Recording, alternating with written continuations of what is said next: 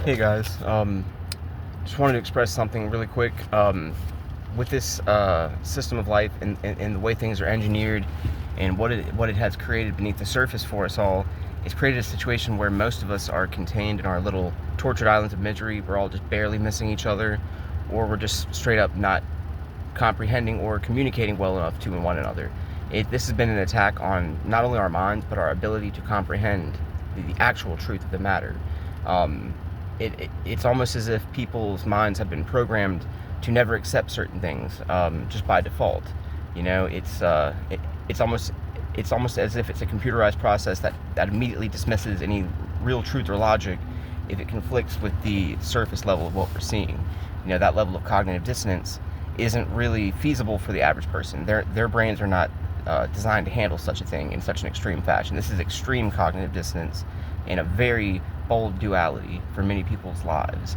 And I'm self-aware enough of it to handle it pretty well, but most people aren't going through their day thinking about how there's a cognitive dissonance and a duality, and there's a system of life, and you know we're enduring a mental health epidemic of epic proportion potentially, that I foresee is going to manifest in everybody's behavior. There's going to be no common denominators to point to, and it's just going to be a very soulless, weird, dystopian world that we're inhabiting more and more, with less of our human rights and less civil liberties.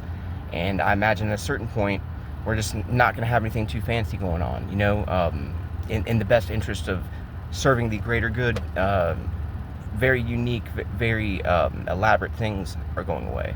You know, it's a droning of the world. It's heading in a very socialist, globalist direction. You know, all the biblical prophecies point to that, of course. But the problem is, you know, like I mentioned, whenever we're just barely missing each other, barely catching each other at all it's doing is just creating a small little spark that doesn't catch. You know, it's just sparks intermittently, but nothing catches fire.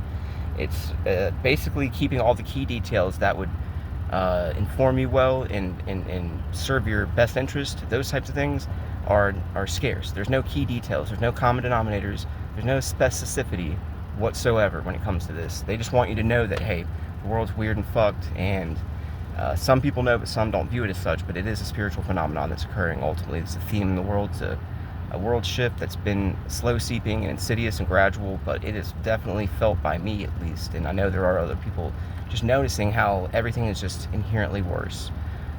This type of influencing is designed to create is to take all the creative sparks away. They don't want anybody to stand out in the crowd too much. Those people that stand out in the crowd are the ones that get persecuted, the ones that are in exile, the ones that are enduring quite the demoralizing catastrophes in their life. That's why people like me are, people like us rather, you know what I mean? But they don't really want people like me to have more than what we have, because then we would have more power and ability. They aim to oppress us in ways like monetarily, financially, and circumstantially as well. Like, our circumstances are just never going to be ideal, and it's always going to be a balancing act. It's going to take more out of us. We can't really rest on our laurels as much. We have to maintain what you see on the surface.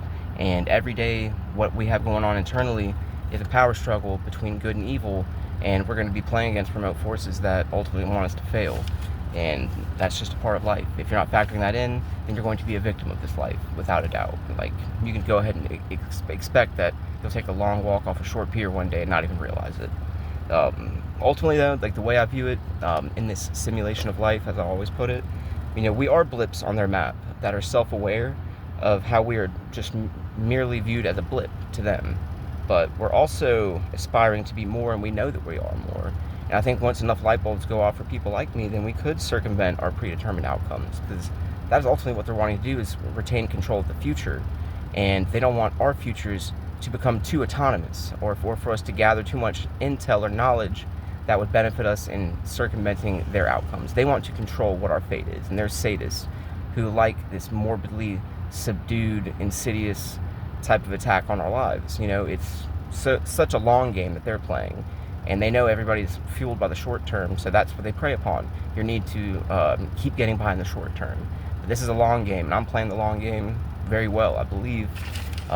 It's all a work in progress every day, but that's ultimately what the deal is. You are a blip, But I think more and more blips are going to become self-aware, and they're going to ascend, and they're not going to regress as much as all the others.